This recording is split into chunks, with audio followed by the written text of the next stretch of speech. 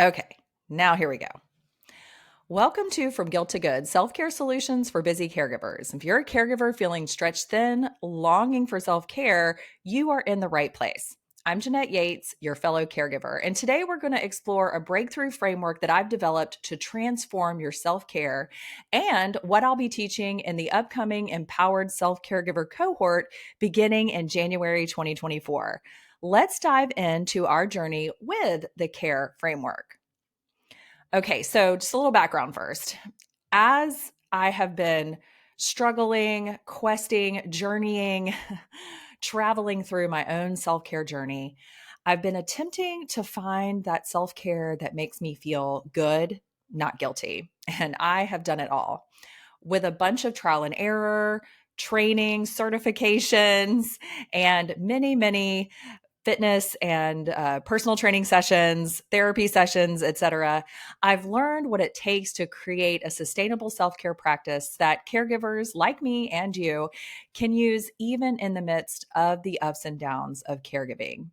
In fact, it's what I'm currently using right now to get through a period of time where I have two parents in two different hospitals. It's pretty chaotic. It's the holiday season, and I am still using this framework, these same steps to navigate my own self care in the midst of this. So, I just want to tell you a little bit about the C.A.R.E framework. So, I developed it based on all of my experiences over the last 20 years, things that when looking back on my journey, I realized that I had done to get me to this place where I really feel like I can adequately take care of myself. But more than that, I can do it in a way that's sustainable and actually makes me feel good, not guilty. And that is why I wanted to teach it to other caregivers like you.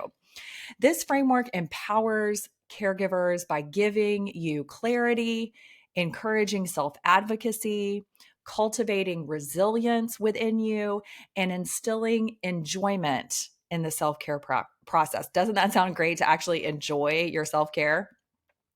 So let's go through what letter in CARE actually means. Of course, there's always going to be some meaning behind the words, right? So the first letter is C, it stands for clarity. And in this part of the framework, we learn all about ourselves. We cultivate clarity by gaining self awareness. This is the first step in our journey. It's something that has to be done before anything else. And during this phase, we are focusing on understanding our own needs, our desires. We take a look at what limiting beliefs we might have about ourselves. We find the physical and emotional capacity that we have, and we get really honest about it. And we also tap into our strengths. So, in the clarity piece of the framework, we are really getting honest with ourselves so that we can have clarity. And that is the foundation of all of the rest of the self care process. Now, the second letter in CARE, of course, is A, and it stands for self advocacy or advocacy. And this is all about advocating for your own needs. You know, as a caregiver, you are great at advocating for your loved ones. But if you do not advocate for yourself, chances are no one is going to do it for you, even though you do have people telling you all the time, take care of yourself, don't forget to take care of yourself. There's really nobody showing you how to do that and really advocating in a way that makes it possible a lot of times.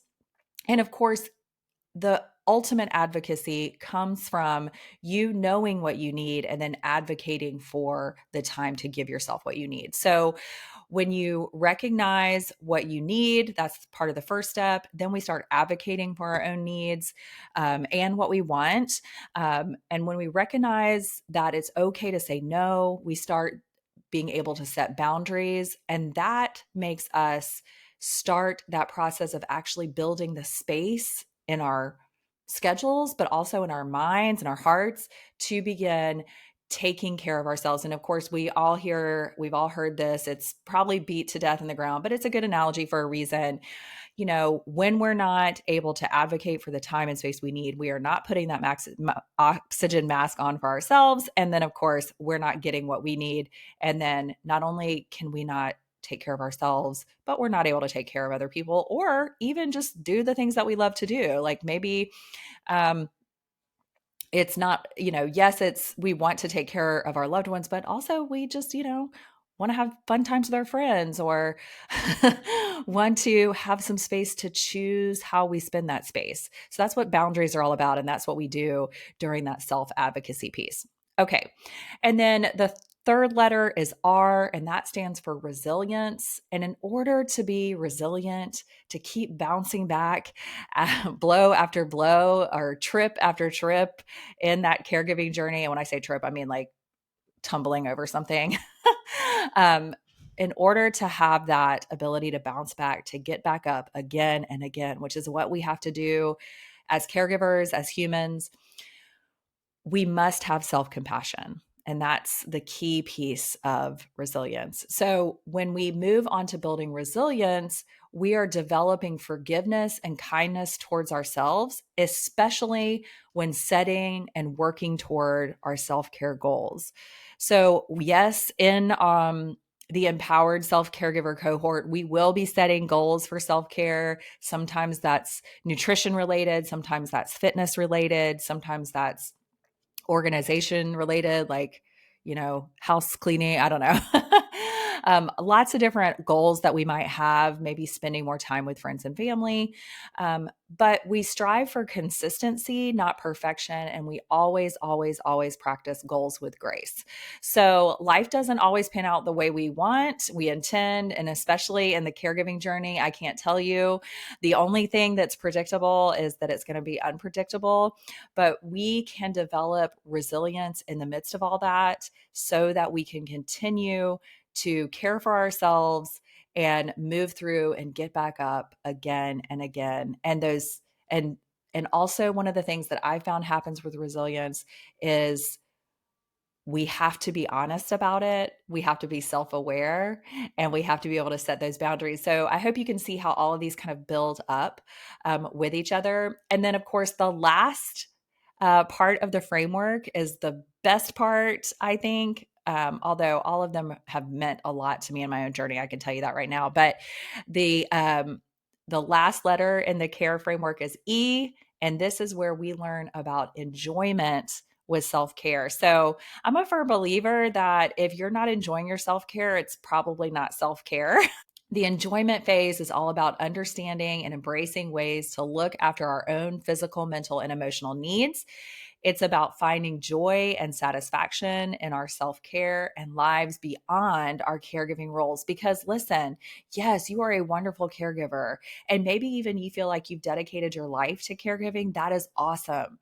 But know that you are more than just who you are to other people, whether your caregiving role is for your parents, your children, your best friend. um, you are still a person beyond that role. And so I want to help you learn who you are, become more self aware of who you are beyond that role, and then learn how to enjoy being someone, being who you are, being who you already are. You're already good enough. You're already enough. But what if we learned how to enjoy who we are outside of our role, and feel good, not guilty, right? So the CARE framework really propels us as caregivers to journey toward that freedom from guilt. We get increased confidence, and we get to enjoy and have energy in that life beyond caregiving. And I know sometimes it's hard to think about life beyond caregiving outside of your caregiving role, especially when you're the only one. But I do think it's really important for you to remember who you are as a human being. Um, what sparks joy in you? What does not make you feel guilty, but what brings you that good instead? And so that is what the empowered self caregiver cohort is for. It's to help you learn this framework so that you can create your own sustainable self care practice. You get to decide what you want to do and how you want to do it. You get to decide what makes you feel good and not guilty. And understanding the CARE framework is the first step towards adopting that holistic approach to self care that I think is crucial. It's not just the way you eat. It's not just the exercises you do. It's not just another thing on your plate. Self-care, listen. If you, one of my favorite podcasters say, if you've gone away from me, come back. Listen, this is very important. Self-care is not something else to put on your plate that is already too full. Self-care is the plate that allows you to do those things. Okay? Self-care is not a thing to put on that bottom of the to-do list that never is going to get done. So you're never going to get there. Self-care is what allows those things to be on that list. If you are ready to get rid of guilt and embrace the life you've been too busy or exhausted to enjoy, I invite you to join the Empowered Self-Caregiver cohort. It starts in just a few weeks in January. We're going to get through the holidays. Don't worry, I'm not going to make you start anything on January 1st, but we are going to start it in January. And if you want to join, or if you're interested in learning more, head to the show notes to book a discovery call with me and learn more about the Empowered Self-Caregiver cohort. It's a program tailored to your transformation as a self-caregiver. Remember, self-care is not a luxury. It's not an add-on. It is a necessity. And until next time, remember that you are worthy of the same care you give others. Again, head to the show notes to check out more about the Empowered Self-Caregiver cohort and sign up for a discovery call. I look forward to chatting with you soon. Let's do this.